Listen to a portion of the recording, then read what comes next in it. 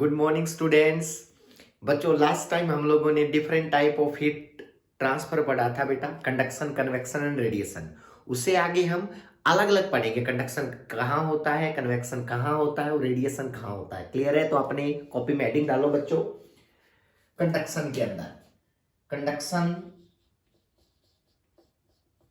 Conduction देखो बेटा, अगर मैं आप लोगों से एक सिंपली बात पूछता हूं, कंडक्शन मोस्टली ना बच्चों सॉलिड में मिलता है मोस्टली, ठीक है। कंडक्शन सॉलिड में होता है, जैसे मैंने पढ़ा रखा है, लास्ट लाइक वीडियो देख लेना, कि अगर एक पार्टिकल दूसरे पार्टिकल के साथ टच में आए और उसको वो हीट ट्रांसफर कर दे तो हम क्या कहेंगे, वो कंडक्शन मेथड है। रिमेंबर, यानी कि जब मैं हीट देता हूं ना तो ऑसिलेशंस बढ़ जाते हैं, वो लास्ट वीडियो में आप लोग देखोगे।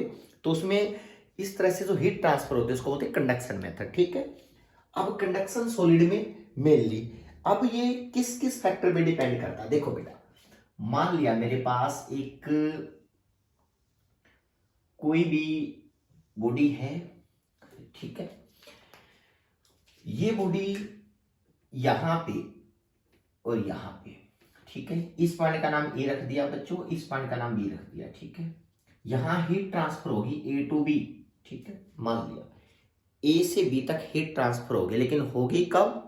जब आपको पता है कि भाई जब यहां का टेम्परेचर और यहां का टेम्परेचर इक्वल नहीं होगा, रिमेंबर, ठीक है। जब टेम्परेचर डिफरेंस होगा तो जो हीट है बेटा वो यहां से यहां ट्रांसफर होगी, मतलब T1 ग्रेटर देन T2 का केस में पढ़ रहा हूं, T1 ग्रेटर देन T2 का, रिमेंबर कंडक्शन का ही मेथड है। अब ये जो हीट ट्रांसफर होगी ना सॉलिड के अंदर कोई भी, तो इसको बोलेंगे that type of heat transfer कौन सा मेथड के थ्रू हो रही है? कंडक्शन के थ्रू। क्लियर है बच्चों? अब सुनो अगला पॉइंट। अब ये जो मैंने कोई भी मटेरियल जिसकी लेंथ मैंने एल ली है बेटा, मान लिया इसकी लेंथ एल है, ठीक है। इस एंड का टेम्परेचर T है, इस एंड का टेम्परेचर क्या है बच्चों? T2। तो इसका मतलब अगर T1 ग्रेटर देन T2 है तो हीट यहां से यहां जाना स्टार्ट होगी बच्चों, यहां से यहां तक क्या ट्रांसफर होगी बचाओ? हीट ट्रांसफर होगी। क्लियर है? कंडक्शन मेथड में अब एक एंड का टेम्परेचर से दूसरे एंड टेम्परेचर की साइड जो है क्या स्टार्ट होगी बताओ? हीट का ट्रांसफर होना शुरू हो गया। अब जो हीट जितनी स्पीडली जाएगी ना उसको बोलते हैं रेट ऑफ हीट ट्रांसफर। याद रखना, कंडक्शन के अंदर क्या बोलते हैं? Rate of heat transfer. तो उसको बोलते हैं dq बाई dt। याद रखना, dq बाई dt, इसको बोलते हैं rate of heat transfer, rate of heat transfer. Clear है? क्लियर होना चाहिए सब बच्चों को ये चीज, रेट ऑफ हीट ट्रांसफर, ठीक है। अब क्या होगा, जो ये dq बाई dt है ना, ये कई फैक्टर पे डिपेंड करता है। मतलब ये जो हीट ट्रांसफर होती है ना, जो लास्ट लेक्चर में मैंने करवाया था, वो सॉलिड के अंदर किस किस फैक्टर पे डिपेंड करेगी वो समझना बहुत जरूरी है। मान लिया इस एंड का टेम्परेचर T1, इस एंड का टेम्परेचर T2, तो पता है बेटा जो dq बाई dt होती है ना, जो dq बाई dt है वो डायरेक्टली प्रोपोर्शनल होती है किसकी बताओ? T1 माइनस T2 के। याद रखना, मतलब T1 माइनस T2 क्या है यहाँ पे? टेम्परेचर का डिफरेंस दोनों एंड का। जितना टेम्परेचर डिफरेंस बढ़ाओगे ना बच्चों, उतनी जो रेट ऑफ हीट फ्लो है बेटा ये उतना स्पीडली होगा। मतलब जो dq बाई dt है that is directly proportional to T1 minus T2। Clear है? लिख देता हूं, T1 माइनस T2 है दोनों एंड के बीच का temperature difference, temperature difference of both the ends, of both ends. याद रखना, ठीक है। अगला पॉइंट, जो दूसरी चीज जो dq बाई dt है ना बेटा, नेक्स्ट ये डायरेक्टली प्रोपोर्शनल होगा किसके? किसके? मतलब अगर मैं कहूं कि भाई T1 माइनस T2 के डायरेक्टली टेम्परेचर डिफरेंस के।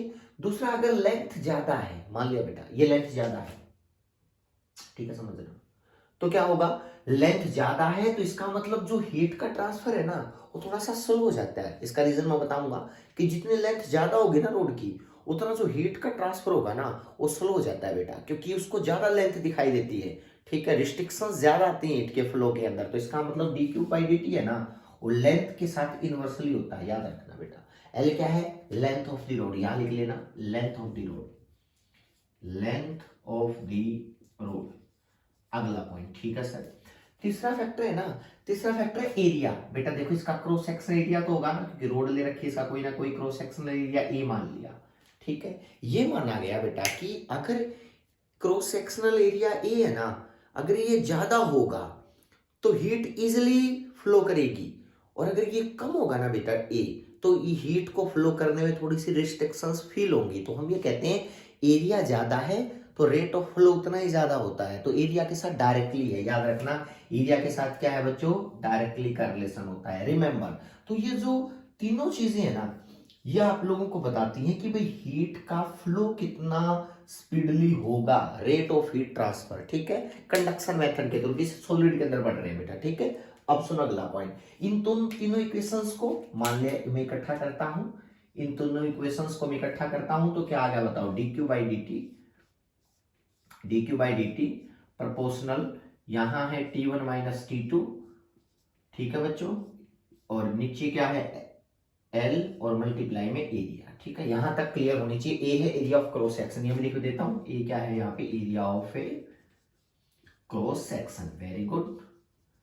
अब अगला पॉइंट क्या है, अगला पॉइंट है, जब ये प्रोपोर्शनल है ना, यह एक चीज की कमी रहेगी बेटा, वो क्या, खुद इस चीज को एनालाइज करो, क्या एरिया भी सेम है, लेंथ भी सेम है, टेम्परेचर डिफरेंस भी है, लेकिन अभी कमी किस चीज की है, सिर्फ एक चीज की, वो क्या है, मटेरियल की। नेचर मटेरियल का कैसा है, हो सकता है ये कॉपर की रोड है, हो सकता है ये सिल्वर की है, हो सकता है कि और मटेरियल यूज किया हो, मतलब ये नेचर कैसा है, वो भी तो हीट ट्रांसफर में डिपेंडेंसी दिखाता है ना, कि भी नेचर कैसा है। किसी में तो स्पीडली वैसे चली जाएगी, क्या पता मेटल हो, क्लियर है, क्या पता दूसरी क्या हो, इंसुलेटिंग पार्ट ज्यादा हो, हम ये कह सकते हैं। तो रेट ऑफ हीट ट्रांसफर है ना कहीं नेचर पे भी तो डिपेंड करेगा, लेकिन यहाँ तो नेचर है ही नहीं बेटा, यहाँ तो बस टेम्परेचर डिफरेंस ले लिया, एरिया लिया और लेंथ ले ली बेटा। यहाँ आएगा प्रोपोर्शनलिटी कांस्टेंट आएगा, तो याद रखना यहाँ पे जो dq बाई dt है बच्चों, ये प्रोपोर्शनलिटी कांस्टेंट के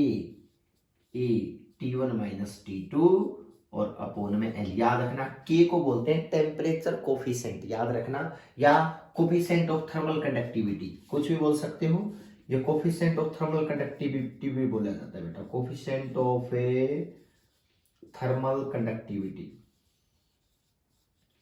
थर्मल कंडक्टिविटी।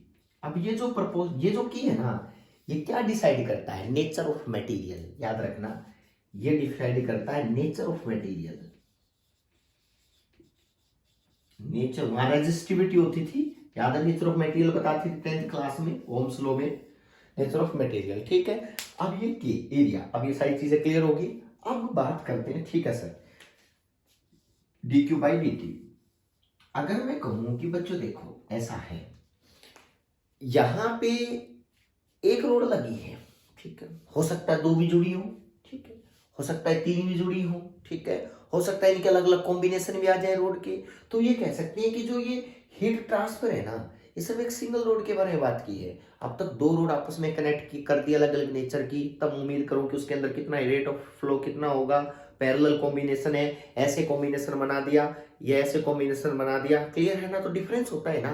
तो हम ये कह सकते हैं कहीं ना कहीं ये डिपेंडेंसी जो है ना, वो सीरीज और पैरेलल कॉम्बिनेशन के अकॉर्डिंग क्या होगी, चेंज होगी। तो कैसे होगी, तो आप लोग इस फॉर्मूले को याद रखना, उसके बाद आगे बढ़ते हैं। हाँ, इस के की यूनिट को भी डिफाइन कर लो, आप लोगों को पता है इस के की यूनिट, यानी कि अगर मैं यूनिट की बात करता हूं टेम्परेचर कोफिशिएंट की, वो क्या होगी बताओ, इसकी जूल, ठीक है। एरिया है, एरिया लेंथ का स्केयर, एक लेंथ से लेंथ क्या होगी कैंसिल, बनाना सीखना, या लेंथ का स्केयर होगा, एक लेंथ से लेंथ क्या होगी कैंसिल, इन दोनों का केल्विन होगा बेटा। तो ये इसको के को डिवाइड करके यहाँ पे जूल, यानी कि जूल पर सेकंड, इसके नाम का तो सेकंड आएगा ना, याद रखना, जूल पर सेकंड हो गया। उसके बाद एक लेंथ नीचे आएगी बेटा, एक लेंथ नीचे आएगी और एक टेम्परेचर केल्विन नीचे आएगा, तो इसका लेंथ क्या होगी मीटर, और ये क्या बताओ केल्विन, याद रखना ये यूनिट होगी। अगर आपसे कोई पूछे कि भाई यूनिट ऑफ के, तो आप लोग बताना कि टेम्परेचर कोफिशिएंट जो होता है, जो उन्होंने कोफिशिएंट ऑफ थर्मल कंडक्टिविटी बोलते हैं, वो होता है जूल पर सेकंड, जूल पर सेकंड। एक लेंथ से लेंथ कैंसिल, एक लेंथ बचेगी तो पर मीटर, यानी कि पर मीटर आएगा बेटा, और ये टेम्परेचर का केल्विन आ गया, तो डिवाइड के अंदर। तो that is the unit of किसकी, coefficient of a thermal conductivity, ठीक है। तो how the coefficient of thermal conductivity change, अगर मैं सीरीज और पैरेलल कॉम्बिनेशन बनाता हूँ रोड का तो कैसे बनेगा वो चीज देखो बेटा।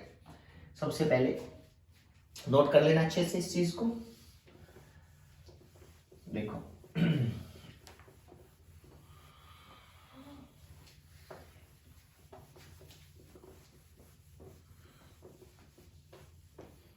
देखो बेटा, इस फॉर्मूले को मैं अगर दोबारा लिखता हूं, dq by D T is equal to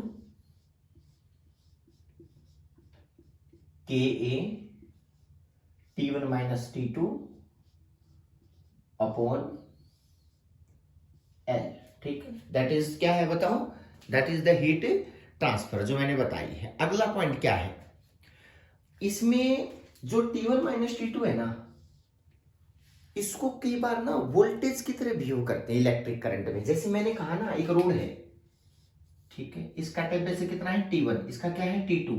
अगर ये डिफरेंस ज्यादा होगा ना, ठीक है, डिफरेंस ज्यादा होगा, उतना जो फ्लो ऑफ हीट है ना उतना तेजी से जाएगा। तो इसको बोलते हैं rate of flow of heat, को क्या है, हीट करंट भी बोलते हैं बेटा, याद रखना इसका नाम हीट करंट भी। अगर कोई पूछे ना dq बाई dt को क्या बोलते हैं, हीट करंट, ठीक है, इनके करंट की तरह होता है।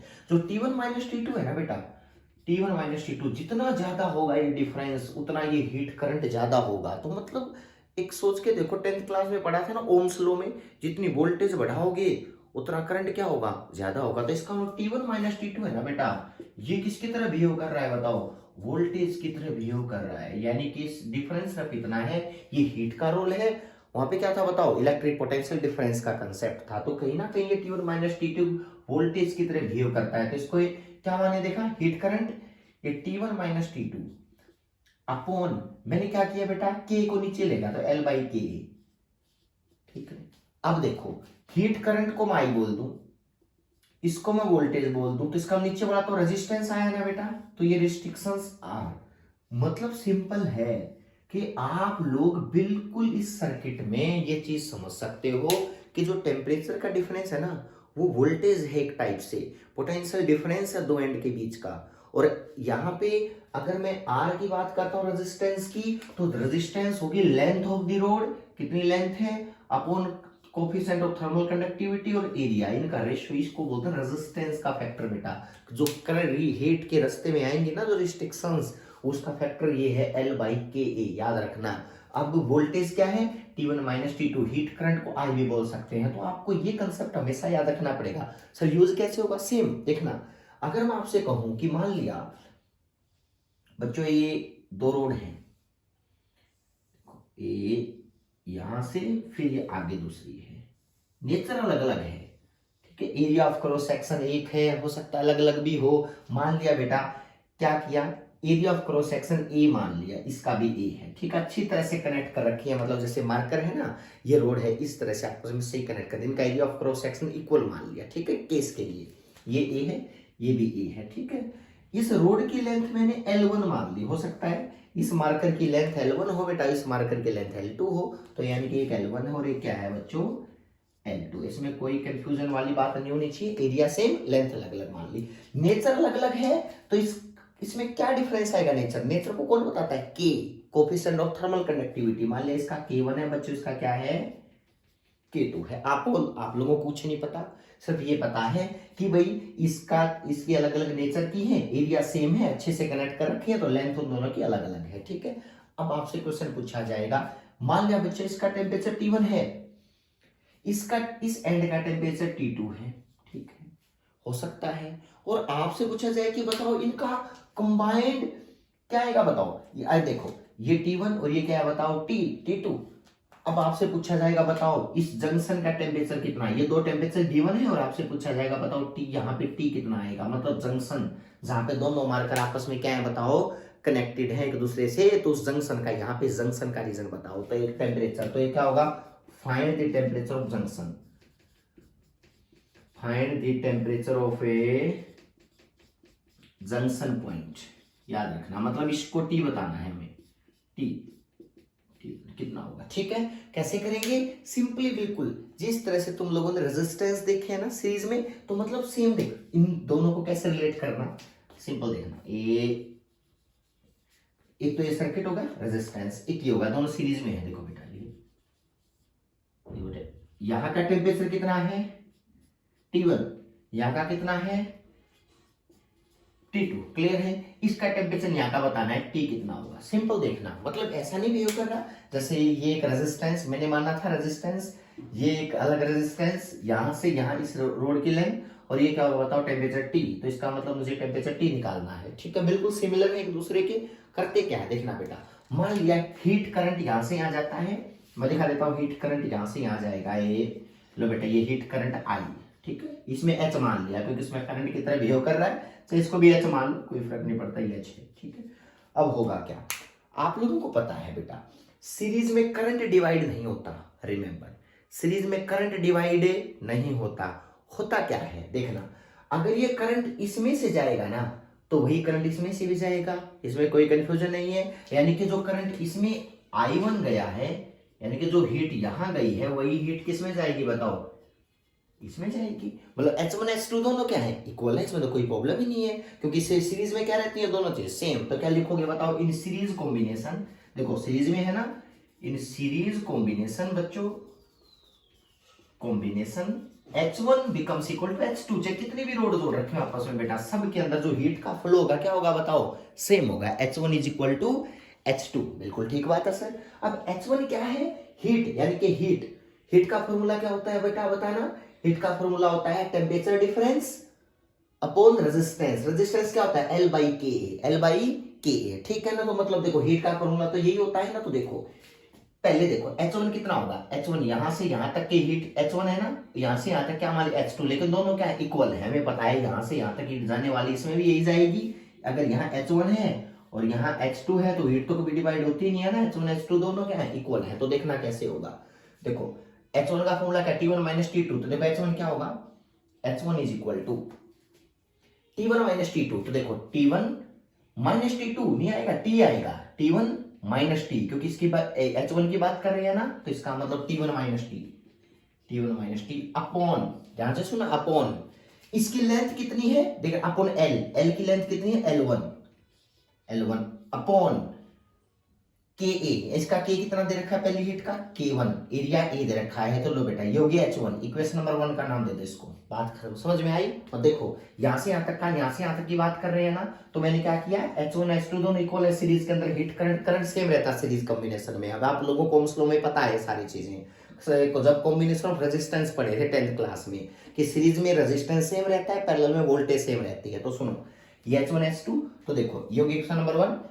H2 क्या होगा, H2 होगा देखो बेटा यहां से ये हीट आगे गई है, इसका मतलब ये हाई टेम्परेचर है ये लो है, तो T माइनस T2, मतलब H2 निकालोगे ना तो टेम्परेचर डिफरेंस क्या होगा T माइनस T2, तो होगा T minus T2 upon length कितनी है, लेंथ कितनी है इसकी L2, देखना बेटा L2 अपॉन किसका टेम्परेचर है बताओ, इसका कितना है बताओ K2, और ये A, ठीक है। इसको इक्वेशन नंबर 2, लेकिन हमें पता है सीरीज के अंदर तीनों क्या होते हैं, दोनों क्या होते हैं हीट H1 H2 इक्वल होंगी, तो इन दोनों को इक्वल पुट करोगे तो क्या होगा बताओ T1 minus T upon L1 upon K1A हमेशा इक्वल होगा T minus T2 upon L2 upon K2A। Clear बात है। देखना यहां से A से A क्या होगा बेटा कैंसिल हो गया। आपको क्या चाहिए T, मतलब जंक्शन वाला टेम्परेचर जो जहां से जुड़े थे इसका टेम्परेचर T चाहिए बेटा, जो यहाँ का टेम्परेचर है जंक्शन पॉइंट का,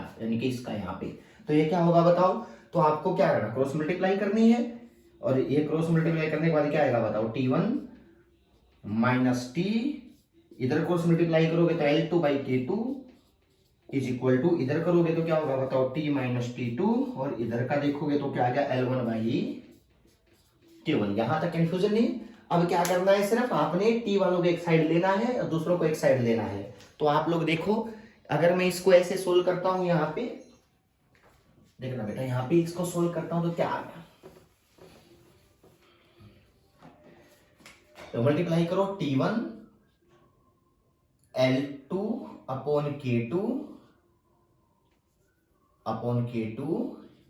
minus TL2 upon K2 is equal to, multiply कर रहा हूं सिर्फ इस इक्वेशन को बच्चों, ध्यान से करते चलना, TL1 by K1 minus T2 L1 by K1 हो गया। अब T वालों के एक साथ ले जाओ बेटा, इसको इधर ले आओ, तो क्या होगा T1 L2 by K2 plus T2 L1 by K1 is equal to, उधर ले जाओगे तो क्या होगा बताओ, उधर आ गया प्लस में आएगा, प्लस में से T कॉमन ले लेता हूं मैं, लोग कर लेना इसको सोल्व बेटा। T L1 K1 plus L2 K2 clear है। तो यहां से T कितना आ गया बताओ, कॉमन जो जंक्शन वाला टेम्परेचर वो कितना आ गया, T1 L2 plus T2 L1 upon क्या आ गया बताओ, इसके नीचे क्या है बताओ, K1 K2 K1 और अपॉन क्या आएगा बेटा, अपॉन आएगा L1 K1 plus L2 K2 clear है। इसे ये आ गया जंक्शन।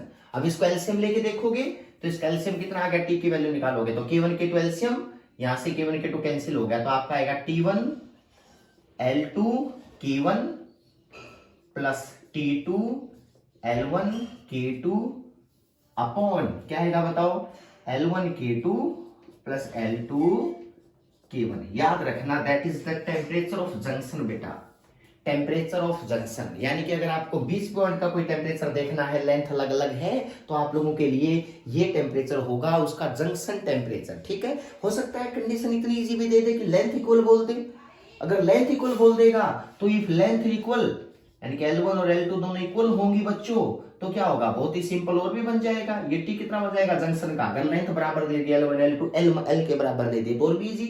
यहां से L क्या होगा बताओ, L या भी L या भी L या भी L से L क्या होगा कैंसिल, तो आप क्या आएगा T1 K1 plus T2 K2 अपन क्या आएगा बताओ K1 प्लस K2। सिंपल है, दैट इज क्या है बताओ बेटा, दैट इज द टेम्परेचर, किसका टेम्परेचर है बच्चों, ये टेम्परेचर है जंक्शन का, दैट इज द क्या है सीरीज कॉम्बिनेशन के अंदर अगर दोनों जुड़े हैं तो इस तरह से आप कोई भी टेम्परेचर निकाल सकते हो। इस तरह से बिहेव करना, जैसे रेजिस्टेंस की बात हो रही है वहां पे, और वो सीरीज कॉम्बिनेशन के अंदर जिस तरह से करंट इक्वल रहता है वैसे हीट भी इक्वल रहती है, चाहे कितनी भी रोड जोड़ दो 1 2 3 4 5, तो आप लोगों को पता होना चाहिए कि सब में हीट इक्वल होगी और इक्वल हीट कर करके हम लोग अलग अलग जगह के अलग अलग टेम्परेचर निकाल सकते हैं। क्लियर है, तो मैंने एक सिंपल केस लिया है, लेकिन आप इसको और 3-4 रोड कनेक्ट करके भी कॉम्बिनेशन सोल्व कर सकते हो, योगी बात बेटा। अगला क्या है, लेकिन एक बात तुम लोगों ने समझनी पड़ेगी कि इस के पे क्या इफेक्ट पड़ा, जैसे रेजिस्टेंस सीरीज में R1 प्लस R2 होता है, इसमें क्या इफेक्ट पड़ेगा। ठीक है, आप लोग सिंपली समझना, रेजिस्टेंस क्या होता है R1 प्लस R2, सीरीज के अंदर रेजिस्टेंस क्या होता है R1 प्लस R2। क्लियर है, तो इसका कॉम्बिनेशन क्या बनेगा तुम खुद देख सकते हो इस चीज में। अगर बच्चों आपको कंबाइंड के चाहिए ना, जैसे रेजिस्टेंस का कॉम्बिनेशन बनाना था, वैसे इसका कंबाइंड के चाहिए, तो कैसे होगा देखो, मान लिया कैपिटल आर क्या होता है, कैपिटल आर होता है R1 प्लस R2 यानी कि दोनों का रेजिस्टेंस। ठीक है, आर क्या बताया था मैंने, आर बताया था मैंने, आर इज इक्वल टू क्या होता है बताओ, L बाई के ए बताया था, रेजिस्टेंस L बाई के ए होता है, सिंपल। तो आप लोगों ने क्या करना है बताओ, इसका रेजिस्टेंस और इसका रेजिस्टेंस दोनों को सीरीज में ऐड कर दो, तो क्या बनेगा बताओ, कैपिटल आर, टोटल रेजिस्टेंस कितना होगा यहां से यहां तक का, तो क्या होगा यहां से यहां तक का, तो ये R is equal to L1 by K1 A plus L2 by K2 A। Clear बात है, अगर दोनों की लेंथ इक्वल दे रखी है तो इक्वल पुट कर दो, अलग अलग है तो अलग अलग देख लो, कोई दिक्कत ही नहीं है। अगर मैं कहूं इन दोनों की लेंथ इक्वल है तो यहाँ पे क्या होगा बताओ, L L रिप्लेस कर देना, लो दोनों की लेंथ इक्वल होगी। R इज इक्वल टू क्या होगा बताओ, L by A 1 by K1 plus 1 by क्या होगा बताओ K2। ये बात आ गई यहाँ पे। तो इसका मतलब एक चीज समझना, जो ये K है ना, ये K किसके यहाँ पे ये कंबाइंड रेजिस्टेंस है, और जो इसका कंबाइंड R आएगा वो कितना आएगा बताओ, कंबाइंड R वही 1 बाई के। देखो इसका कंबाइंड R कितना आएगा, यहां पे मैं नोट कर देता हूं, देखो इसका कंबाइंड R किसे रिप्लेस कर दो, L by K total by A is equal to L by A into 1 by K1 plus 1 by K2। लो बेटा, क्योंकि K में आंसर L बाई से L बाई क्या हो गया कैंसिल, तो 1 बाई के टोटल किसके इक्वल आ गया बताओ, 1 by K total is equal to 1 by K1 plus 1 by K2। देखना बेटा, मतलब कंडक्टिविटी इस तरह से ऐड होती है सीरीज के अंदर, कोफिशिएंट ऑफ थर्मल कंडक्टिविटी, क्योंकि देखो रेजिस्टेंस और कंडक्टिविटी रेसिप्रोकल है, रेजिस्टेंस डायरेक्ट ऐड होते हैं तो इसका मतलब कोफिशिएंट ऑफ थर्मल कंडक्टिविटी क्या ऐड होगी सीरीज में 1 बाई के टर्म में। तो चेक कर लो बेटा, R1 प्लस R2 और रेजिस्टेंस का फॉर्मूला मैंने लिखे था L बाई के होता है, फर्स्ट की कंडक्टिविटी K1, दूसरे की कितनी है K2, रिप्लेसमेंट कर दिया और हमें पता है रेजिस्टेंस क्या होता है, रेजिस्टेंस का के L upon K total by A, K total by A, L by A से एल बाई ए क्या होगा कैंसिल, तो 1 बाई के टोटल क्या होगा 1 बाई के 1 प्लस 1 बाई के 2। लेकिन अगर दोनों रोड पैरेलल में जुड़ी हैं तो उनको भी आराम से निकाल सकते हो। उनके लिए आंसर क्या आएगा बेटा, अगर दोनों जुड़ी हैं तो यानी कि होगा सीरीज में, अगर बच्चों आप पैरेलल में देखते हो तो के टोटल क्या आ गया बताओ, के 1 प्लस के 2। ठीक है, अगर आपको लगता है कि ये पैरेलल कॉम्बिनेशन है तो उस तरह से पैरेलल के अंदर ये जुड़ेंगे बेटा, ये पैरेलल है। तो आप पैरेलल में रोड दिखाना कैसे जुड़ती है, सर पैरेलल में रोड बच्चों ऐसे जुड़ती है, इसमें कोई कंफ्यूजन नहीं है, ये है। ठीक है, इसके अंदर कोई जंक्शन नहीं आता, इसका टेम्परेचर T1 है तो इस पूरे का T1 रहेगा, और इसका T2 है तो इसमें कितना रहेगा बताओ, T2 रहेगा। इसमें कितने भी न्यूमेरिकल सोल्व कर सकते हो। तो मतलब आप लोगों को ये पता होना चाहिए कि सीरीज कॉम्बिनेशन और पैरेलल कॉम्बिनेशन भी पूछे जा सकते हैं, किसके अंदर, कंडक्शन के अंदर, जिसमें हीट ट्रेवल करती है एक साइड से दूसरे साइड में किसी सॉलिड में से बेटा। ठीक है, नेक्स्ट लेक्चर में हम इसके न्यूमेरिकल्स डिस्कस करेंगे बहुत सारे। अगर सीरीज में ये हो जाए तो पैरेलल, अगर सीरीज पैरेलल मिक्स हो जाए तो अलग अलग सर्किट के अलग अलग कॉम्बिनेशन मिक्स ग्रुपिंग जो हम पढ़ते हैं ना, ये हो जाए, एक रेजिस्टेंस यहाँ है, उसके बाद में बेटा इस तरह से रेजिस्टेंस कनेक्ट किए थे। ठीक है, अगर रेजिस्टेंस की जगह क्या आ जाए बताओ, इस तरह से रोड आ जाए तो क्लियर है ना। तो आप लोग इस मेथड को हम लोग क्या करेंगे बताओ, बाद में नेक्स्ट लेक्चर में डिस्कस करें कॉम्बिनेशन। ठीक है, लेकिन मैंने एक आइडिया सा बता दिया, कंडक्शन क्या होता है, जिसमें हीट ट्रांसफर होती है one side to another side. ठीक है, चलो उसके बाद इसके न्यूमेरिकल्स के साथ मिलते हैं। ठीक है, थैंक यू सो मच बच्चों।